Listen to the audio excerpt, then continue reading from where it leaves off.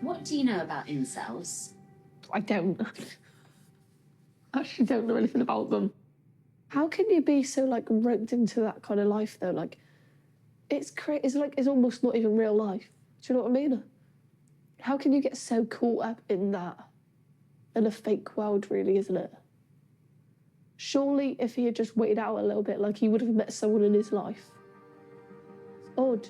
Emma, a former classmate of the notorious incel Jake Davison, who would one day blast his way through leafy Biddick Drive, killing 5 people, is a well-meaning but profoundly ignorant witness to something she has neither the capacity nor the inclination to understand. Jake Davison, like a disproportionate number of incels, suffered from an array of mental health issues and developmental delays, including autism spectrum disorder. To meet these needs, Jake attended Mount Tamar, a school for secondary school children experiencing social, emotional, and behavioural challenges. However, Jake would struggle to control his anger, with arguments spiralling into blood curdling feuds with his mother, which would ultimately cost both of them their lives. Jake also struggled to socialise with friends, spending most of his time sequestered with his own thoughts, fixating on guns, mass shooters, and later on bodybuilding.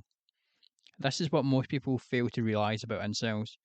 Incels lack the social skills needed to procure the goods that they and the rest of society desire, whether it be a romantic partner, friends, or a career fostering a sense of pride and purpose.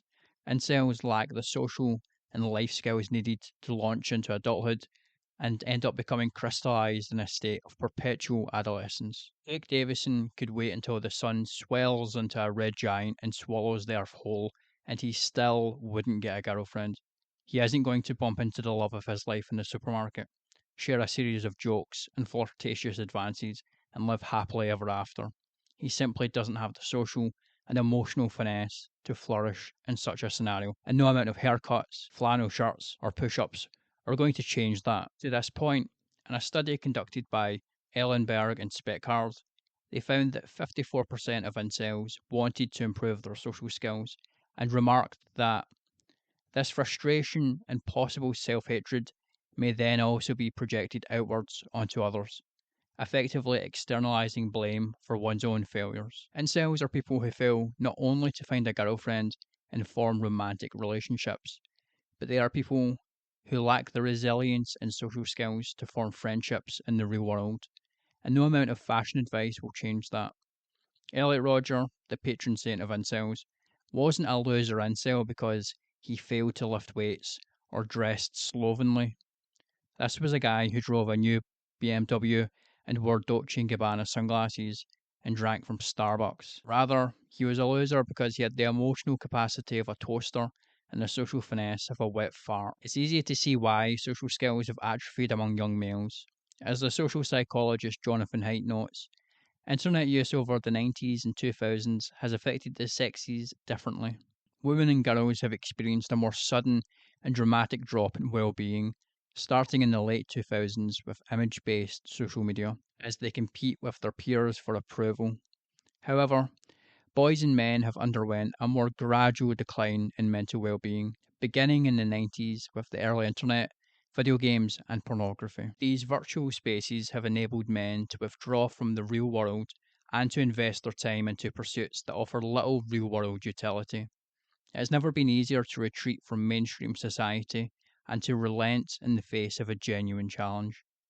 Indeed, some 50% of Gen Z males have never made the first move and approached a woman. To put it bluntly, the incel problem is primarily a skill issue. To bridge this gap between virtual pursuits and real world utility, the incel researcher and evolutionary psychologist William Costello proposes using AI girlfriends to train sexually inexperienced men on the social mores and rules of dating, which is a great idea, but I think this idea could be expanded to encompass an array of social situations, whether it be offering incels guidance on how to make friends at school or university by dropping them into conversations with virtual classmates, how to ace a job interview, and how they can look after their elderly relatives. The advice mainstream society gives to incels is woefully superficial. Rather, what incels need are a range of skills based therapeutic approaches that imbues incels with the social skills and abilities needed to procure the goods of a fulfilling life. What incels need are the keys to unlock their lives, and telling them to buy skinny jeans and just start lifting, bro, isn't going to cut it. Ultimately, the incel problem is a skill issue. If you've enjoyed this video, please consider giving it a like and subscribing to the channel. And please consider checking out my paper, which is on setting ethical limits to the automation of work. Thanks.